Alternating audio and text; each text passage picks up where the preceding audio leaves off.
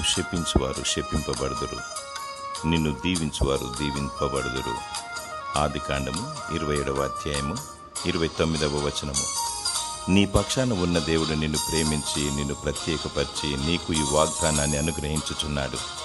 అనేకులు అన్యాయముగా అనవసరముగా శాపాన్ని కొని తెచ్చుకుంటారు, కోపగించుకుంటారు, గలిబిలిని రేపుతూ ఉంటారు.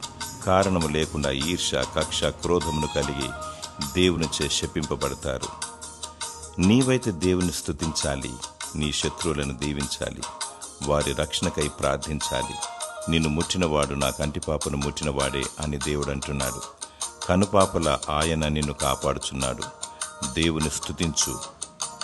దేవుడు నిత్యము నీ పక్షాన ఉండి నిన్ను దీవించునుగాక. ఆమేన్.